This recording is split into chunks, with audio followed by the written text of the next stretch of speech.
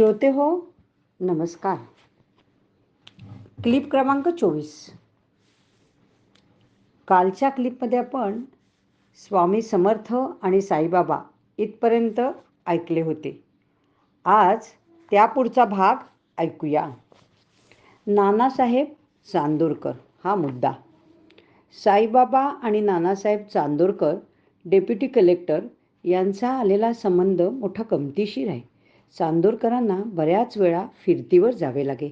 ते कोपरगावला आले असताना बाबांनी त्यांना शिर्डीचे तलाठी आप्पा कुलकर्णी यांच्यामार्फत भेटून जाण्यासाठी निरोप पाठवला. एका फकीराने आपल्याला कशाला बोलवले असेल अशी मनात शंका असतानाच त्यांची भेट झाली व त्यावेळी साईबाबा म्हणाले, नाना, जगात काही थोडी माणसे आहेत का? त्या सर्वांना सोडून तुला निरोप पाठवला म्हणजे काही कारण असेल की नाही? गेल्या 4 जन्मापासून तुझा आणि माझा ऋणानुबंध आहे म्हणून तुला बोलवलं आहे. अधूनमधून भेटत जा. पण तरीही त्यांचा पूर्ण विश्वास नव्हता. त्या काळी प्लेगचा रोग भयानक होता व त्यावर नुकतीच नवीन लस निघाली होती. पण लोक लस टोचून घेण्यासाठी तयार होत नव्हते.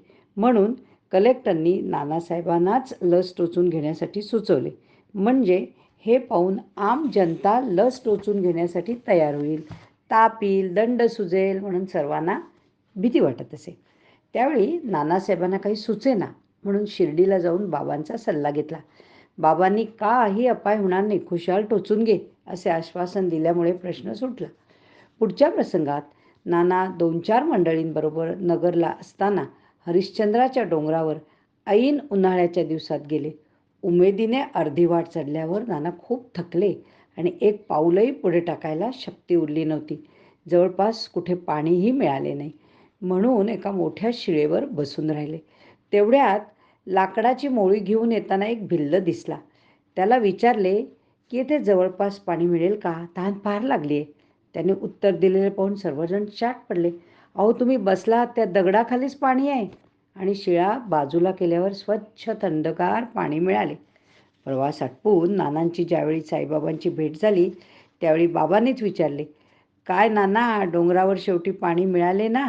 तेव्हा नाना गहिवरले व साईबाबांवरचा विश्वास दृढ झाला. खानदेशात जामनेरला असताना नानासाहेबांकडे मुलगी बाळंतपणासाठी आली.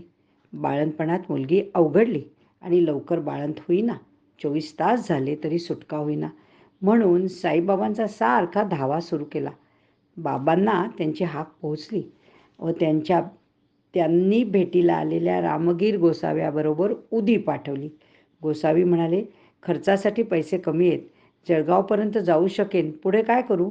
बाबा म्हणाले, जळगावला गेल्यावर सर्व व्यवस्था होईल, काही काळजी करू नको. जळगाव स्टेशनला उतरल्यावर चांदोरकर साहेबांनी गाडी पाठवली आहे असे सांगून मोठमोठ्याने ओरडून गोसावींना एका घोडागाडीवाल्यांनी गाडीत नेऊन बसवले आणि चांदोरकरांच्या कचेरीसमोर त्यांना उतरवण्यात आले. चौकशी करून परत येईपर्यंत घोडागाडी दिसेनाशी झाली. चांदोरकरांना भेटल्यावर त्यांना परमावधीचे आश्चर्य वाटले. ताबडतोब पाण्यातून उडी दिल्यावर अडलेली बाई मोकळी झाली आणि थोड्या वेळाने सुखरूप बाळंत झाली. दृढ श्रद्धेचे फळ नक्कीच होते. साईबाबांचे नाना हे आवडते भक्त होते. एकदा पाय चेपत बसलेले असताना नानांचा गीतापाठ चालला होता. कोणता श्लोक म्हणतोयस म्हणून बाबांनी विचारले.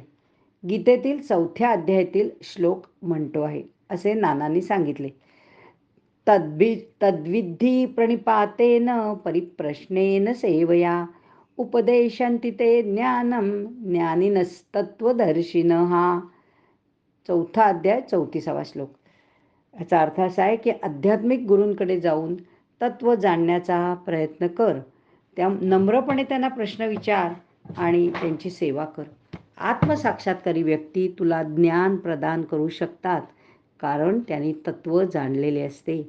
बाबांनी नानांना त्या श्लोकाविषयी काय समजले हे विचारून त्यावर 1 तासभर निरूपण करून त्यांना तत्वबोध करून दिला आणि नानासाहेब ज्ञान ग्रहण करून तृप्त झाले.